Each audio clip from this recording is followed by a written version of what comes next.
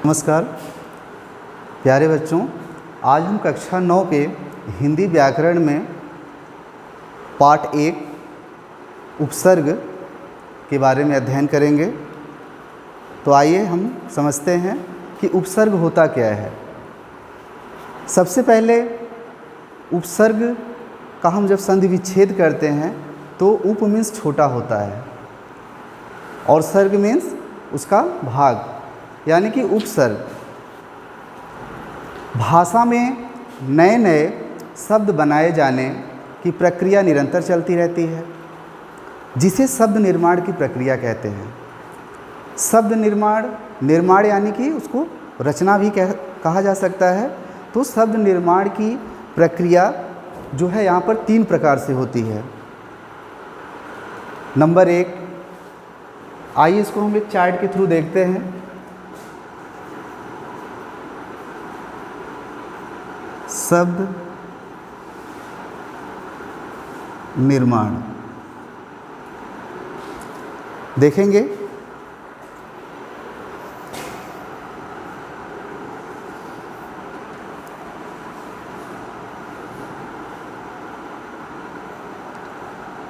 जैसा कि अभी हमने देखा कि भाषा में नए नए शब्द बनाए जाने की प्रक्रिया जो है निरंतर चलती रहती है और जिसे शब्द निर्माण की प्रक्रिया कहते हैं।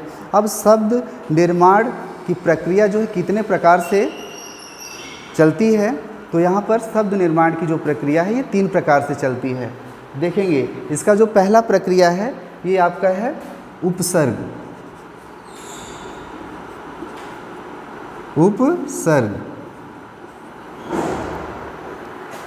उपसर्ग लगाकर।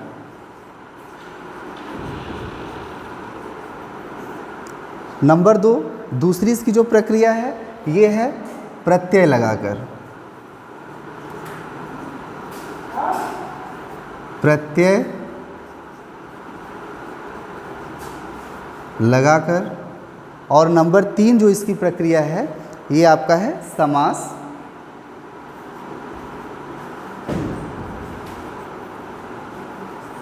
लगाकर, या फिर हम कह सकते हैं कि समास के द्वारा। तो शब्द निर्माण हम कितने प्रकार से कर सकते हैं? शब्द निर्माण के लिए हम 3 प्रकार से इसका प्रयोग करते हैं। पहला है उपसर्ग लगाकर, नंबर 2 प्रत्यय लगाकर और नंबर 3 समास के द्वारा। अब हम सबसे पहले उपसर्ग लगाकर, इसका जो पहला पार्ट बनेगा ये है उपसर्ग लगाकर। उपसर्ग लगाकर, जैसा कि अभी हमने पढ़ा कि उपसर्ग लगाकर, तो इसमें देखेंगे कि उपसर्ग हम कहते किसे हैं। तो उपसर्ग भाषा के वे सार्थक लघुत्तम खंड हैं।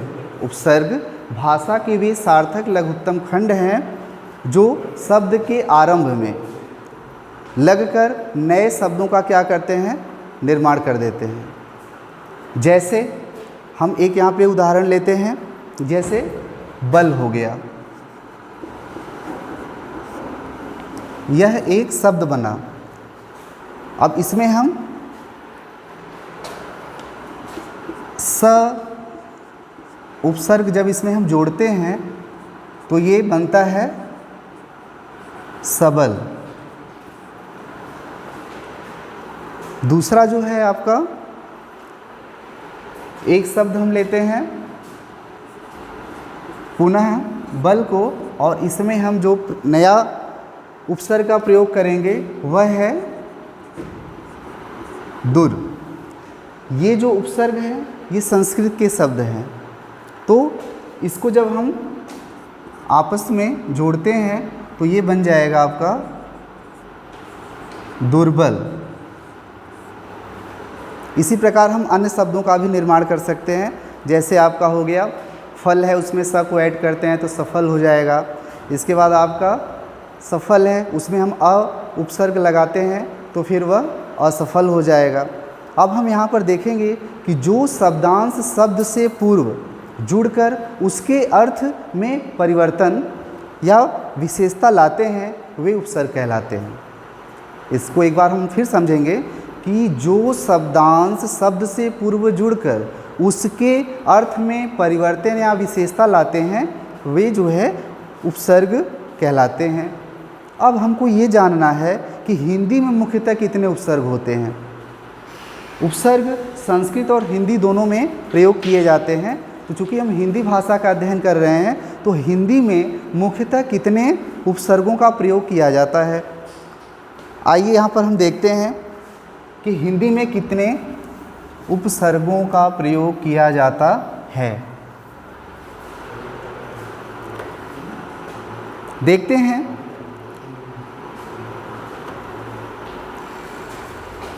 हिंदी व संस्कृत दोनों में अलग अलग प्रकार के उपसर्ग का प्रयोग होता है। अब हम देखेंगे जैसे संस्कृत के कुछ मुख्य उपसर्ग हैं, जैसे आपका अति हुआ, अधि हुआ, अन हुआ, अप हुआ, अभि हुआ, अब हुआ, आ हुआ और आपका अ हुआ, उत हुआ, उद हुआ, उप हुआ, तत्, दुर, दुष, नि, निर इत्यादि प्रकार के जो ये उपसर्ग हैं ये आपके संस्कृत भाषा में प्रयोग किए जाते हैं। और जब हम हिंदी भाषा में आते हैं उपसर्ग का अध्ययन करने के लिए तो हिंदी के लिए सबसे पहला जो उपसर्ग इसमें आएगा ये आपका है अ। ये अ उपसर्ग। अब अ से हम अनेकों प्रकार के शब्दों का निर्माण कर सकते हैं, नए शब्दों का। अ का अर्थ क्या होता है, यहाँ पर हम अ का जो भाव लेंगे ये है अभाव से। अब जैसे इसमें हम कोई शब्द लेते हैं, जैसे एक शब्द हमने लिया लग, चेत, दूसरा देखते हैं शांत, चल, इसके बाद विचल। यहाँ पर ये जितने प्रकार के शब्द को हमने लिखा इन सभी में अगर हम अ उपसर्ग का प्रयोग करते हैं तो इनके अर्थों में परिवर्तन हो जाता है। जैसे हम यहाँ देखेंगे हमने लग में अ को ऐड किया तो ये बन गया अलग। चेत में हमने इसका प्रयोग किया तो ये बन गया अचेत। आप देख रहे हैं कि ये लग, चेत, शांत, चल, विचल इन शब्दों में जब हमने अ उपसर्ग का प्रयोग किया तो ये बना अलग, अचेत। फिर ये सेम अगला जो बनेगा आपका अशांत,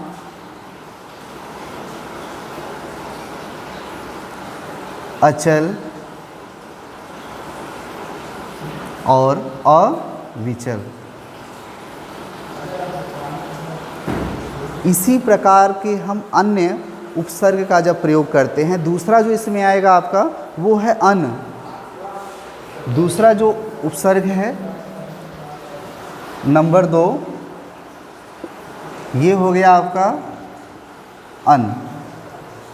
अन को जैसे हमने एक शब्द लिखा होनी, इसमें जब हम अन को जोड़ते हैं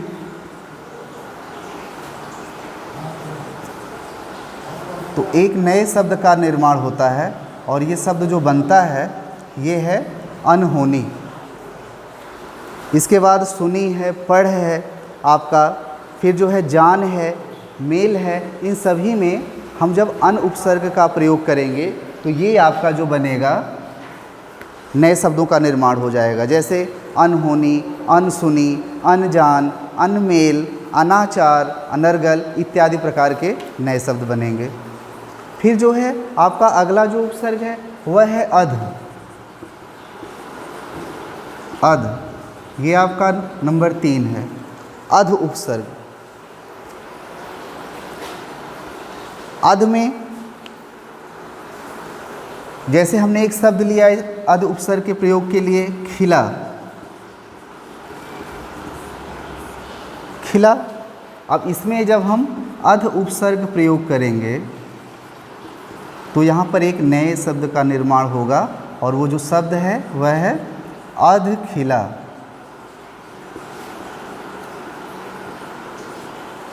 आप देख रहे हैं कि यहाँ पर हम अध उपसर्ग का प्रयोग कर रहे हैं।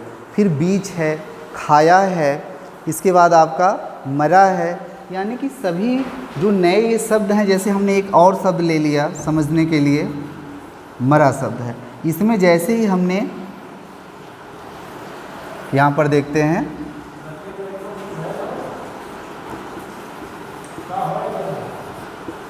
तो इनके अर्थों में जो है परिवर्तन हो जाता है और ये नए उपसर्ग बन जाते हैं।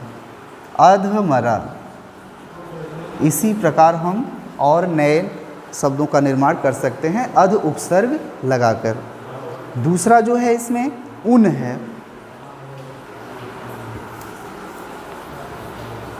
नंबर 4 जो अगला आपका उपसर्ग है वह है उन। उन, उन उपसर्ग। उन का मतलब होता है एक कम। उनका जो शाब्दिक अर्थ बनेगा एक कम। जैसे हम कोई संख्या लिखते हैं, जैसे हमने लिखा 30, यह हिंदी की संख्या है। अब इसमें जो है हमने जब उन उपसर्ग का प्रयोग किया तो ये संख्या जो बन गई ये हो गई 29। आप देख रहे हैं कि 30 में हमने जब उन उपसर्ग का प्रयोग किया तो ये परिवर्तित होकर 29 में बदल गई। इसी प्रकार जो है आपका 50 है तो हम बनाएंगे इसको 49। कैसे? उन उपसर्ग का प्रयोग करके। फिर आपका जो है इसमें 70 है, 89 है, इन सभी में जब हम उन उपसर्ग का प्रयोग करेंगे तो संख्याएं परिवर्तित हो जाएंगी। जैसे हम इसमें एक शब्द और लिख सकते हैं समझने के लिए, जैसे हमने लिखा 89 और यहाँ पर हमने जो है उन उपसर्ग का प्रयोग किया तो यहाँ पर अगली जो संख्या बनेगी 79 हो जाएगी। आप देख रहे हैं कि उन उपसर्ग से जो संख्या है अगली 79 हो गई।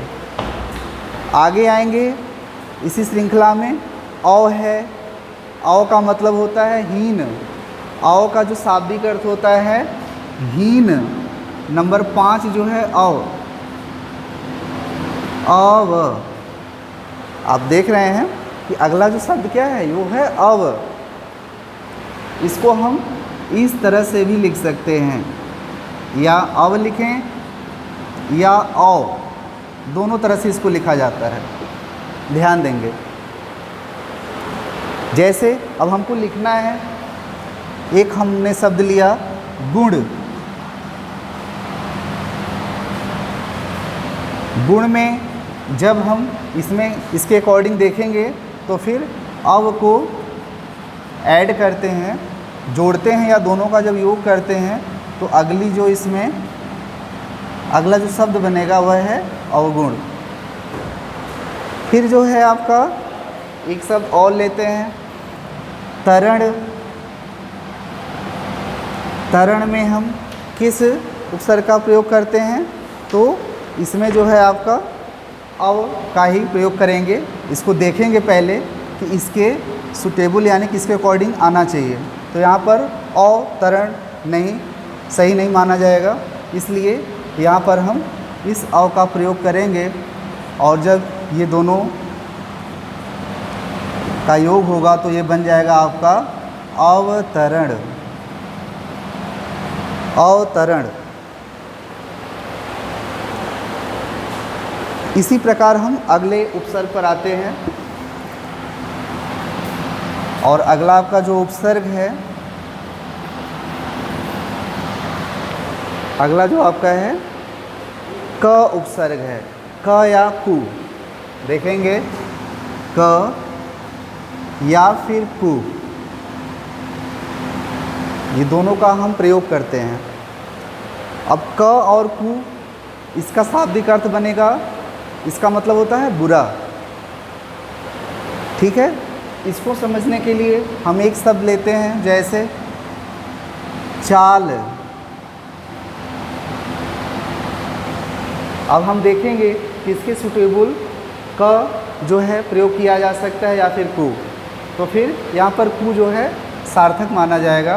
तो जब हम कु उपसर्ग का प्रयोग करते हैं और इन दोनों को जब हम आपस में जोड़ते हैं तो जो अगला हमारा शब्द बनता है ये होता है कु चाल। इसके बाद है आपका पूत है। एक शब्द हम लेते हैं पूत, और यहाँ पर देखते हैं। अब हम इन दोनों उपसर्गों में देखेंगे किसके साथ कौन सा मैच कर रहा है। ठीक है, तो हम देखेंगे कुपूत ये सूटेबल नहीं है, तो फिर हम ये क का प्रयोग करते हैं और फिर दोनों को हम जोड़ते हैं। तो जो अगला हमारा उपसर्ग बनेगा यह है कपूत। ठीक इसी प्रकार आपका जो है चौ,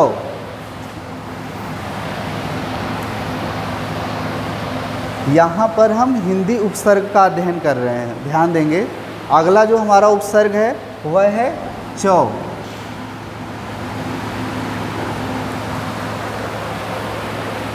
चौ का मतलब क्या होगा? इसका मतलब है चार। एक संख्या होती है, ये आपका चौ ये उपसर्ग है, चार जो है संख्या को प्रदर्शित कर रहा है। अब देखेंगे जैसे एक हमने शब्द लिया मुखी। अब इसमें हमें किस उपसर्ग का प्रयोग करना है? चौ उपसर्ग का। देख रहे हैं, जब हमने चौ उपसर्ग को इसमें प्रयोग किया तो जो हमारा अगला जो नया शब्द बना वह है चौमुखी। चौमुखी।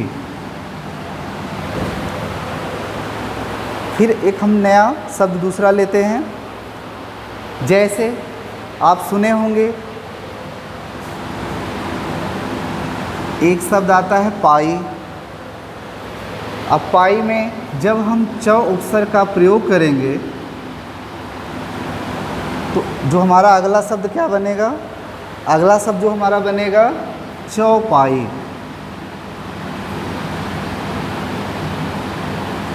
चौपाई, दोहा, रोला, सोरठा, छंद इत्यादि प्रकार के जो शब्द होते हैं उसमें एक शब्द जो आता है हमारा वह है चौपाई। तो हम देख रहे हैं कि यहाँ पर हमने जो अगला शब्द बनाया वह क्या बना? चौपाई। ठीक है, अगला जो हमारा उपसर्ग बनेगा वह जो उपसर्ग है वह है दू। दू उपसर्ग है।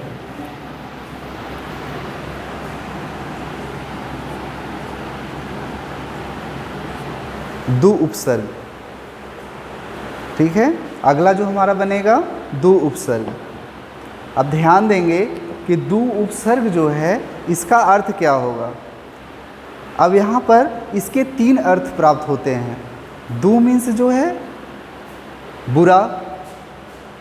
दूसरे अर्थ में जब इसका हम भाव लेंगे तो फिर दो हो जाएगा, और फिर तीसरे भाव में जब हम आते हैं तो इसका मतलब होता है हीन। हीन। तो यहाँ पर तीन प्रकार से दू के अर्थ हमको मिलते हैं। पहला बुरा, दूसरा दो, और तीसरा जो है हीन, जो एक भाव को प्रदर्शित करता है। अब हम इसमें एक शब्द लेते हैं दू के प्रयोग के लिए, जैसे हमने लिया बला। हमने लिया बला। अब इसमें हम दू का प्रयोग करते हैं जो कि यह क्या है? उपसर्ग है। तो फिर अगला जो शब्द हमारा प्राप्त होगा वह है दुबला। आप ध्यान देंगे कि इसमें ये जो वर्ड है दू, यह आपका उपसर्ग है। इस समय हम उपसर्ग का अध्ययन कर रहे हैं। ठीक है। इसी प्रकार अनेकों और भी शब्द बन सकते हैं, जैसे दुसह है, या फिर दोगुना है, दुकाल है, दुरंगा है, दुपट्टा है, दुनाली है, दुलत्ती है, ठीक है। और फिर दुभाषिया भी है। इस प्रकार हम अन्य शब्दों का भी निर्माण कर सकते हैं दु उपसर्ग लगाकर। हमारा जो अगला उपसर्ग है वह है नी उपसर्ग।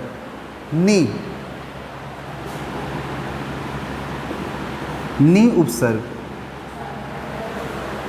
अब नी मीन्स क्या होता है? नी मीन्स होता है निषेध, निषेध रहित, निषेध रहित।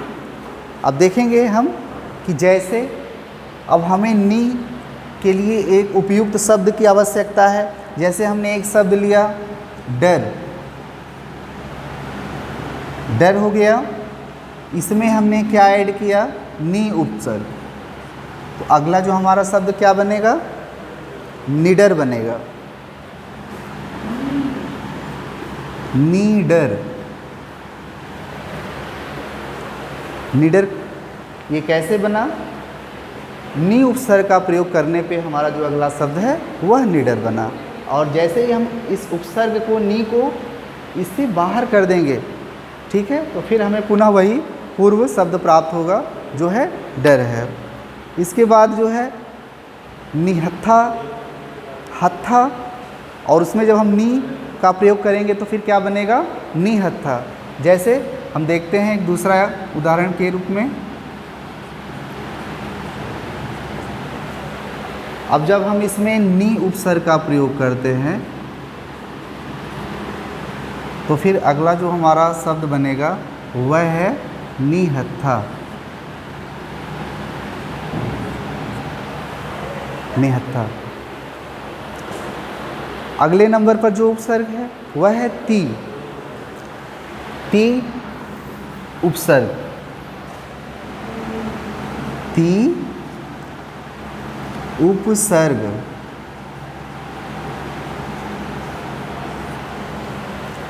ती का मतलब होता है तीन, जो संख्या को प्रदर्शित करता है। जैसे हमने एक शब्द लिया कोना, और जब हम इसमें ती उपसर्ग का प्रयोग करेंगे तो जो हमारा अगला शब्द मिलेगा वह है तिकोना।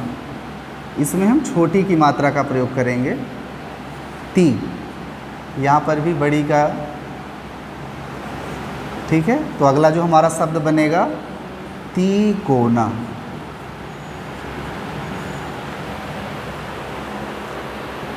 इसके बाद है राहा। एक शब्द हम लेते हैं राहा। राहा मतलब एक प्रकार से निरर्थक शब्द है, लेकिन हम जब इसमें ती उपसर्ग का प्रयोग करेंगे तो हमारा जो अगला नवीन शब्द जो बनेगा वह है तिराहा। इसी प्रकार हम ती उपसर्ग लगाकर अन्य शब्दों का निर्माण कर सकते हैं। फिर जो है आपका अगला जो उपसर्ग आ रहा है वो है पर। पर उपसर्ग। पर उपसर्ग। ध्यान देंगे कि हम लोग यहाँ पर उपसर्ग पढ़ रहे हैं। पर उपसर्ग, पर का जो शाब्दिक अर्थ बनता है वह है उपसर्ग के अनुसार। पर मीन्स होता है दूसरी पीढ़ी का। पर का जो शाब्दिक अर्थ बनेगा उसका जो अर्थ है दूसरी पीढ़ी का। जैसे अब इसके लिए हम एक उदाहरण लेते हैं। जैसे हमने एक यहाँ पे उदाहरण लिया नाना। अब हम यहाँ पर जो प्रयोग करेंगे पर उपसर्ग का,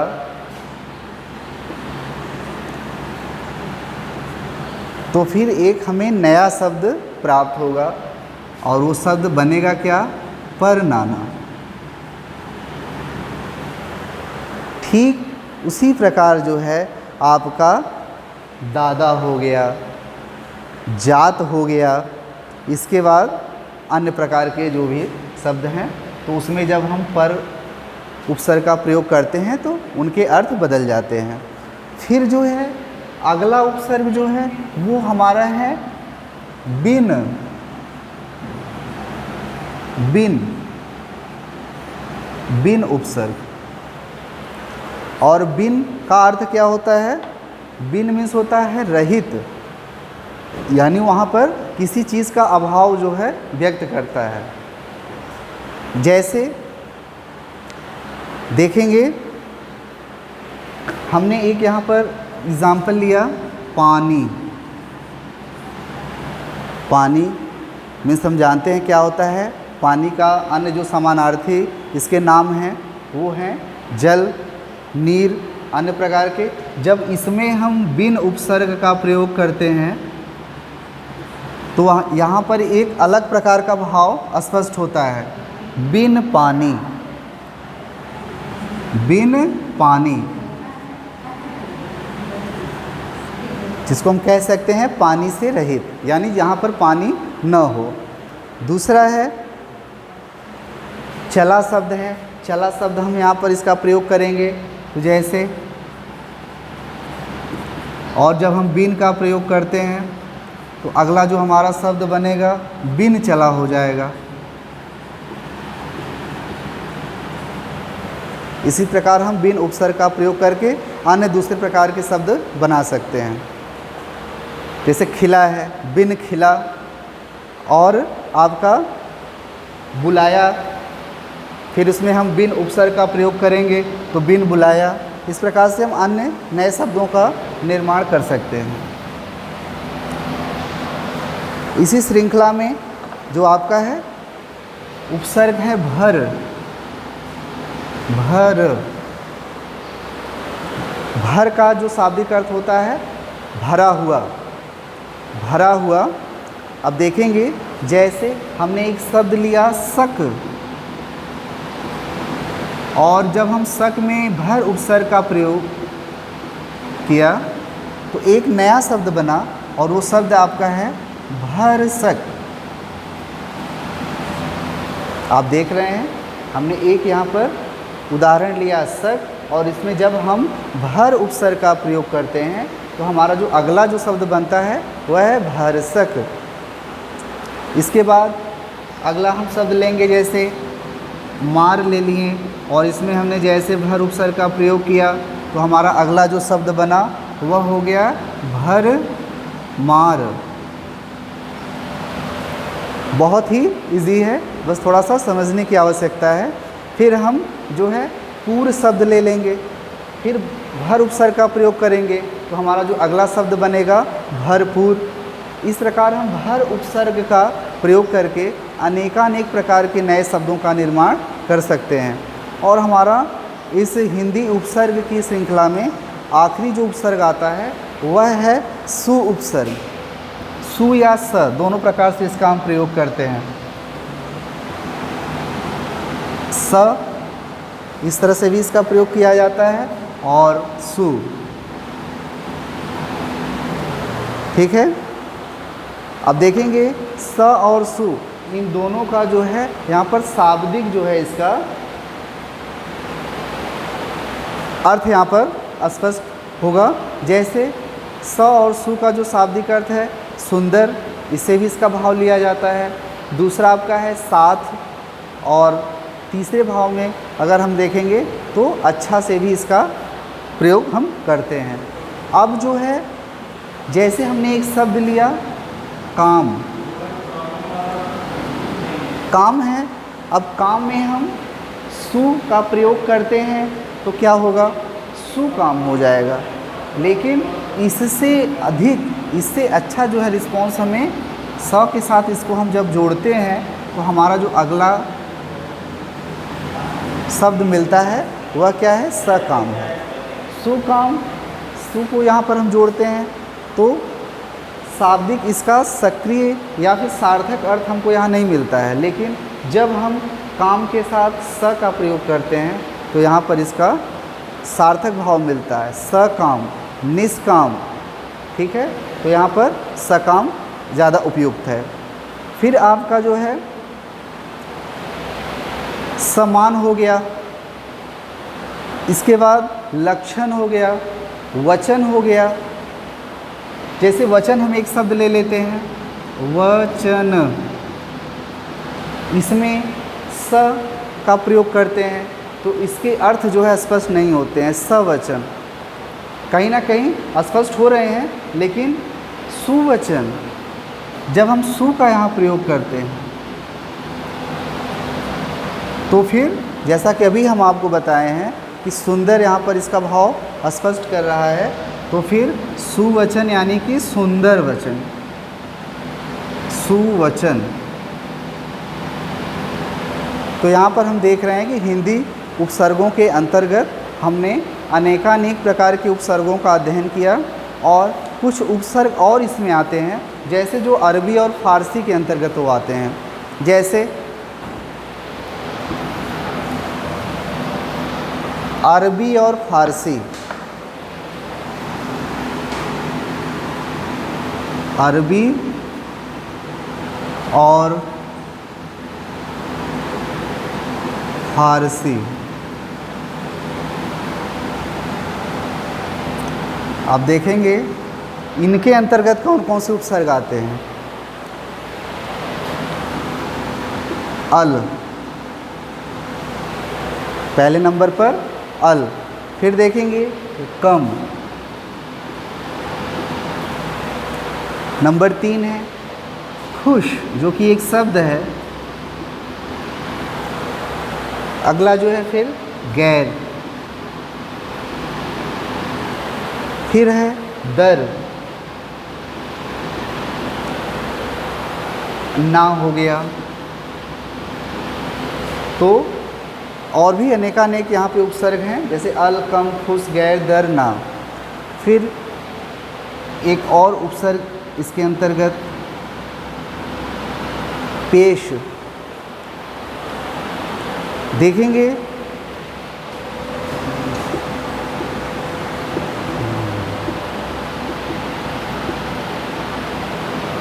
और यहाँ पे कुछ और भी उपसर्गों के नाम हैं, जैसे ब और बा। ये जो यहाँ पर वर्ण हैं ये अरबी और फारसी के तहत आते हैं। अगले नंबर पर बे, फिर जो है बद, बर, और फिर बिला। इसके पूर्व हिंदी उपसर्ग में जैसे हमने नए शब्दों को लेकर उसका प्रयोग किया, ठीक उसी प्रकार से हम इन उपसर्गों के द्वारा भी नवीन शब्दों का निर्माण कर सकते हैं। और भी इसमें जैसे ला है, ला, सर हो गया, और आपका हम हो गया, हम, और आपका हर। तो यहाँ पर हम देख रहे हैं कि अल, कम, खुश, गैर, दर, ना, पेश, ब या फिर बा, बे, बद, बर या बिला, ला, सर, हम और हर। अब यहाँ पर हम समझ सकते हैं, सबसे पहले जैसे अल हुआ, इसमें हम एक शब्द ले लेते हैं। जैसे बेला शब्द का जब हम प्रयोग करेंगे और अल उपसर्ग का जब हम इसमें प्रयोग करते हैं तो क्या बनेगा, अल बेला। ठीक उसी प्रकार कम है, उम्र शब्द का प्रयोग करते हैं तो कम उम्र। चलिए फिर आगे हम इसमें देखते हैं। अगला जो दिया है खुश है, खुश में हम जानते हैं प्रसन्न होता है। और जैसे हमने एक शब्द लिया दिल, हो गया खुश दिल। इसके बाद शबू है, खुशबू बन जाएगा। किस्मत है, खुश किस्मत। इस प्रकार से हम नए शब्दों का निर्माण कर सकते हैं। फिर गैर है, गैर का जो शाब्दिक अर्थ होता है इसका मतलब होता है भिन्न। जैसे हमने हाजिर शब्द लिया और हमने गैर उपसर्ग का जब प्रयोग किया तो गैर हाजिर